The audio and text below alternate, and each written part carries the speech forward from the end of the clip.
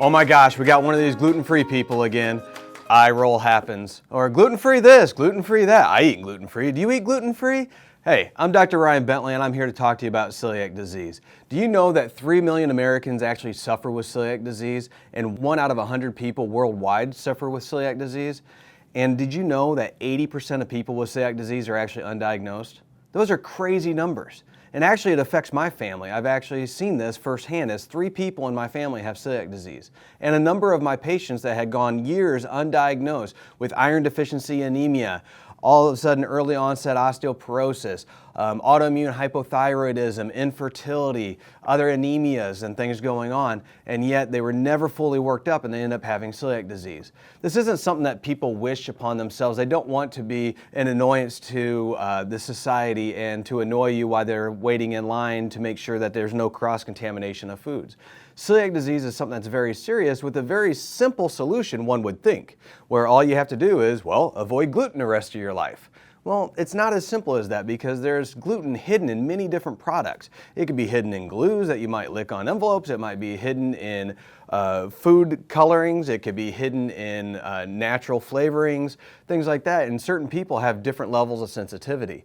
So again, it's important to understand and have some compassion for some people that have to live with this lifelong thing that they didn't sign up for. There's a high correlation with genetics when it comes to celiac disease. There's also things that are environmental that lead to it. So what exactly is celiac disease and how does it affect people? Well, celiac disease basically is due to an autoimmune reaction where your immune system recognizes gluten as something foreign. So it scans that gluten protein and says, boop, kill anything that looks like this. And in your gut lining, if you make antibodies that are called IgA antibodies, it will attack your villi in your gut lining, and specifically in the duodenum, which is the first part of the small intestine, which is where things that have a 2+ charge like iron, calcium, magnesium, these things are absorbed in that first part of the small intestine. So now these people have decreased villi, which decreases their surface area, so they no longer have the ability to absorb those nutrients, so they start to get malnourishment, which is why iron deficiency anemia is not necessarily just a lack of iron. You're either bleeding and losing it somewhere, you're not ingesting it from a dietary standpoint, or you're not absorbing it. So you have to kind of evaluate this and figure out really what's going on with people, because it can wreak havoc on someone's life.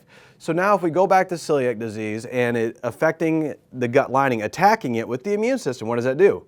Creates inflammation. You create inflammation in your gut. Now that increases your gut to become more permeable. Instead of the cells lining up next to each other with good villi, they're now gone. Instead of shag carpet, you're like Berber carpet. You're not absorbing things. And now there's inflammation.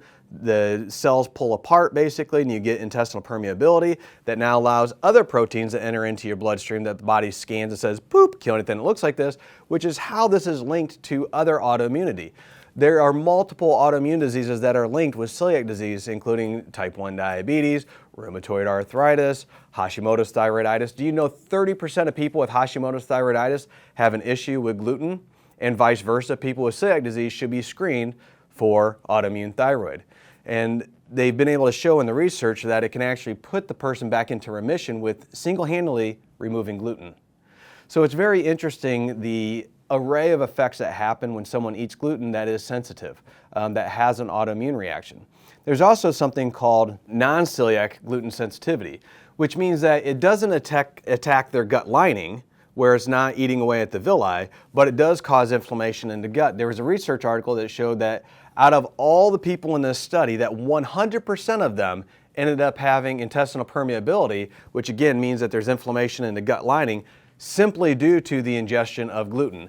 Now, is that due to the pesticides that are in the wheat and it's cultivated in there? That is yet to be determined, but non-celiac gluten sensitivity can lead to other autoimmunity without actually attacking the gut.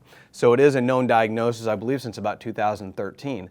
So there are people that have celiac disease and then people that have non-celiac gluten sensitivities that either way, they must live a lifetime of avoiding gluten. So again, it's important that we remain compassionate for people that have these types of things, and most importantly that if someone is suffering with this or someone that you know is suffering with this, it's important that you help encourage them to eat healthy, to have a clean lifestyle, to eat the things that their body is intended to have and what they can eat, and then also having things such as good levels of vitamin D and good probiotics into their intestinal system to make sure that their body can have the best environment, that had the best chance to avoid the other systemic effects that come along with diseases such as celiac disease or non-celiac gluten sensitivity.